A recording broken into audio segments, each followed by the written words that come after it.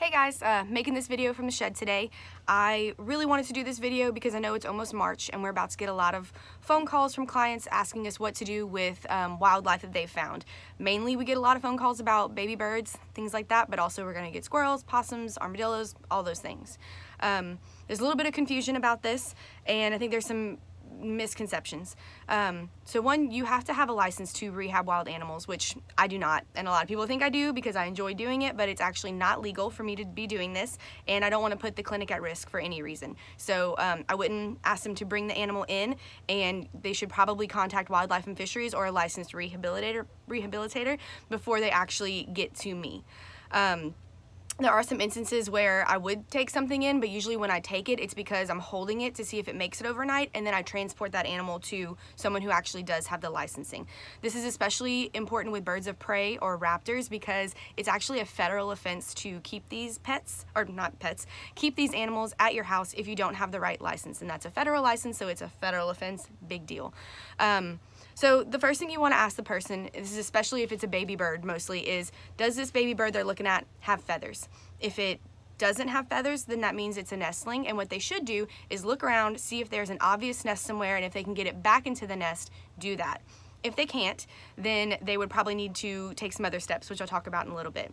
If the bird does have a few feathers, even if it's just a little bit, that means that it's a fledgling, and the parents might be somewhere nearby. A lot of times they let the fledglings leave the nest to kind of experience the world, get some hunting and flight lessons and things like that, but they are usually grounded while the parents are around the area. So I'd also leave that alone and maybe just observe them and see if they're obviously injured, or after a couple hours the parents have not come back, or if the animal's in immediate danger from your cat or dog or something like that, then I would move it. But if it's just a fledgling on the ground, nothing obvious happening, leave it alone. The parents are probably close by and that bird's probably fine. So moving with the nestling, this is a bird that has no feathers. Can't find the nest, don't know what to do with it. Before they handle any animal, we need to let them know they should be wearing gloves and have some form of barrier between their skin and the pet animal. So one, we don't want them getting bit or scratched by these, because if they are, a lot of times rabies testing, you have to euthanize the animal if it is a bite or scratch that they have to report. And then also, we don't want them catching anything from these animals. So some of these things have mites, lice, stuff like that. So make sure they're protecting themselves, gloves, towel, wash anything that comes in contact to that animal, with that animal.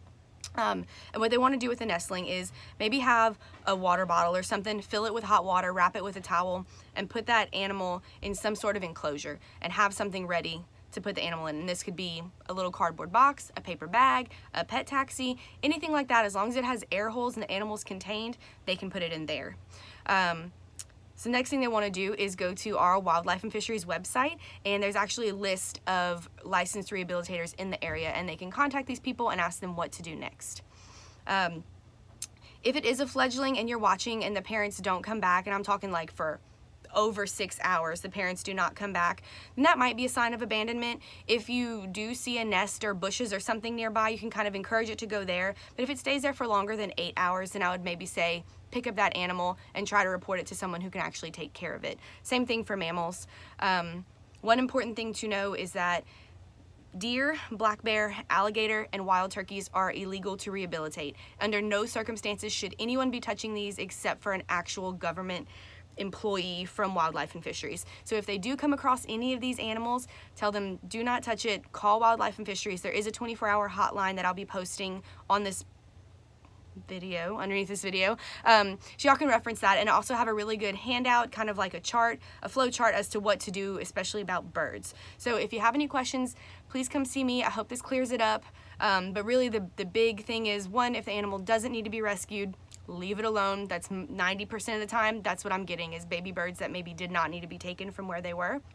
And then two, to make sure that they're contacting the right people and we're not doing anything illegal, they need to be contacting Wildlife and Fisheries. So again, come see me if you have any questions. Bye.